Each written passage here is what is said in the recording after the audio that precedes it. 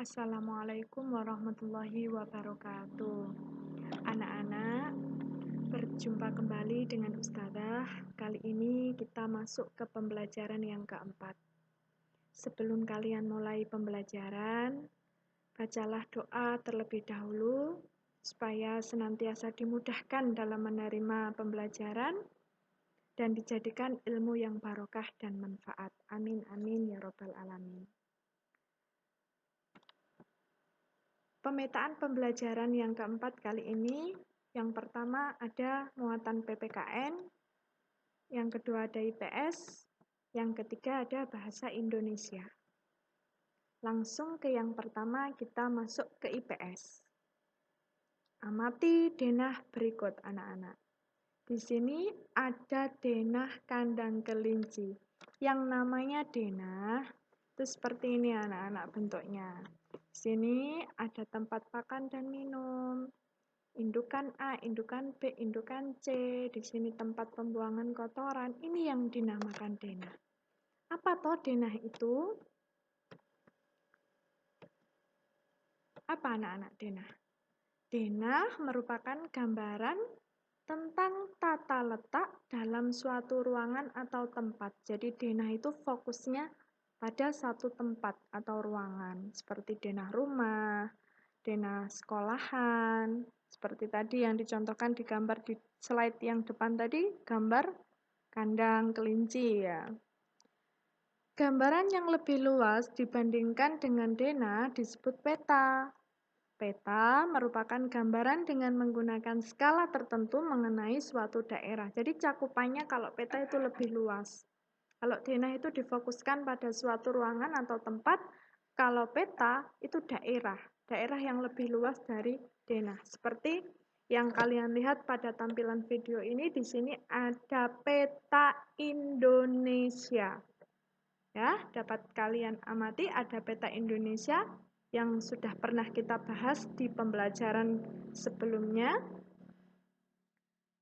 Nah, ini juga seperti pada pembelajaran yang sebelumnya. Di sini ada peta geografis Indonesia. Kondisi geografis pulau-pulau di Indonesia. Di sini ada Pulau Sumatera, anak-anak. Dengan melihat peta, kita bisa tahu bagaimana kondisi geografis pulau-pulau di Indonesia. Salah satunya Pulau Sumatera. Pulau Sumatera itu adalah pulau terluas kelima di dunia. Di Pulau Sumatera adalah pulau terluas kelima di dunia. Luasnya sekitar 483.481 kilometer persegi. Dari mana kita bisa tahu? Dari sini, dari peta ini. Batasnya sebelah utara ada Laut Cina Selatan. Jadi sebelah utaranya, utara itu mana? Yang atas ini yang utara. Sebelah utaranya Pulau Sumatera ada Laut Cina Selatan. Sebelah timurnya ada Selat Karimata. Di sini nih yang namanya Selat Karimata. Di sebelah selatannya, selatan berarti yang bawah sini, ada Samudra Hindia. Di sebelah baratnya Samudra Hindia juga. Sungai besar yang ada di Pulau Sumatera ada Sungai Musi, Sungai Batanghari, Sungai Asahan, dan Sungai Indragiri. Wilayah barat sampai selatan membentang Bukit Barisan. Jadi anak-anak, kondisi geografis suatu wilayah antara wilayah satu dengan wilayah yang lainnya itu berbeda-beda. Dan kondisi geografis tersebut sangat mempengaruhi kondisi penduduknya, reliefnya. Reliefnya itu ini daerahnya pegunungan, apa dataran rendah, itu setiap daerah pasti berbeda. Flora faunanya, flora itu tanaman khas, fauna itu hewan khas dari daerah tersebut. Itu apa? Seperti itu ya. Dan kalian bisa amati di sini juga ada kondisi geografis Pulau Jawa. Pulau Jawa yang kita tempati ya. merupakan wilayah terluas kelima di Indonesia. Di sini ada batas-batas Pulau Jawa, ada pantainya, ada gunung-gunungnya. Ini kondisi geografis Pulau Jawa, seperti yang kalian amati di video. Selanjutnya ada Pulau Kalimantan. Pulau Kalimantan, bagaimana kondisi geografisnya? Pulau Kalimantan didominasi oleh hutan hujan tropis, yaitu yang kaya akan pohon-pohon besar. Kalimantan bagian selatan juga terdiri atas dataran rendah, pantai, rawa, perbukitan, dan pegunungan. Di sini anak-anak dapat kalian lihat, di sini ada gambar apa ini? Seperti monyet ya. Ini artinya bahwa fauna khas Kalimantan ini ada orangutan ini. Gambar orangutan. Jadi kondisi geografis suatu pulau yang satu dengan yang lainnya itu berbeda-beda anak-anak. Sehingga menyebabkan flora faunanya juga berbeda-beda. Ini dapat kalian simak, ada luas wilayahnya. Kemudian ada Pulau Sulawesi. Pulau Sulawesi luasnya sekitar 174.600 km persegi dengan batasan-batasan sebelah utara berbatasan dengan Laut Sulawesi. Ini dapat kalian lihat ya. Sebelah utaranya berbatasan dengan Laut Sulawesi. Sebelah baratnya dengan Selat Makassar, ini sebelah barat. Jadi atas ini utara, sebelah kiri ini sebelah barat, kanan ini timur, bawah ini selatan.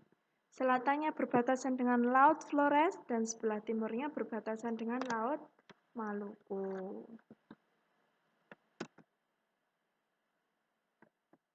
Ini adalah kondisi geografis Pulau Sulawesi, anak-anakku.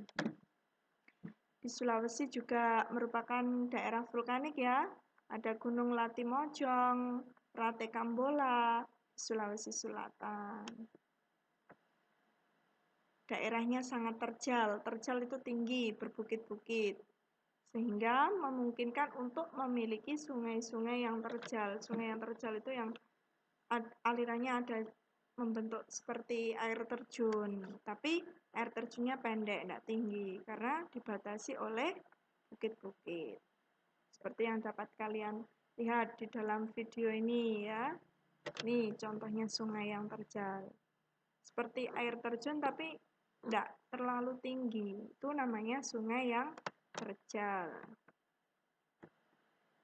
Pulau yang paling timur ada Pulau Papua. Papua terletak di utaranya Australia. Ini dapat kalian lihat kondisi geografis Pulau Papua. Papua itu ada puncak tertinggi ya. Ada puncak tertinggi di Papua. Namanya Puncak Jayawijaya. Puncak tertinggi di Indonesia itu ada di Papua. Puncak Jayawijaya yang sebagian puncaknya ditutupi salju. Jadi di Indonesia itu ada salju ya. Letaknya yaitu di Pulau Papua, di Puncak Jayawijaya. Jadi di Papua itu masih berupa hutan belantara daratannya. Karena lebih dari 71% wilayah Papua merupakan hamparan hutan hujan tropis yang sulit ditembus. Kenapa? Karena terdiri dari lembah-lembah yang curam dan pegunungan tinggi. Seperti itu anak-anak. Selanjutnya ada Pulau Nusa Tenggara. Di Pulau Nusa Tenggara ini ada Bali, Lombok, Sumbawa. Itu masuk ke dalam Pulau Nusa Tenggara. Bagaimana kondisi geografisnya? Kondisi geografis Pulau Nusa Tenggara Barat dan Nusa Tenggara Timur berbukit-bukit dengan daratan tersebar secara sporadik pada gugusan yang sempit. Jadi ini dapat kalian lihat, Pulau Nusa Tenggara ada terdiri dari Pulau Bali, Pulau Lombok, Pulau Sumbawa. Ini masuk ke Nusa Tenggara Barat. Di sini ada gunung-gunungnya, Gunung Nusa Tenggara, Gunung Kelimutu, Gunung Rinjani, Gunung Tambora, dan pantai-pantainya biasanya di Nusa Tenggara itu pantai-pantainya sangat bersih dan indah, banyak dikunjungi para wisatawan.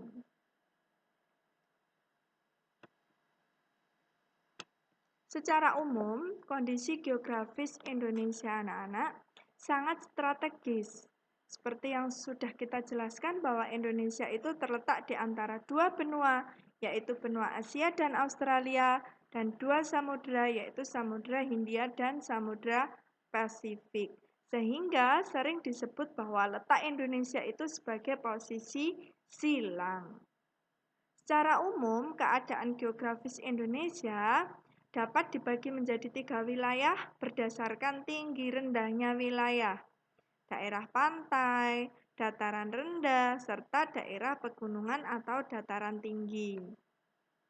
Indonesia juga merupakan negara kepulauan dan negara maritim. Apa itu negara maritim? Yaitu negara yang sebagian wilayahnya terdiri dari perairan.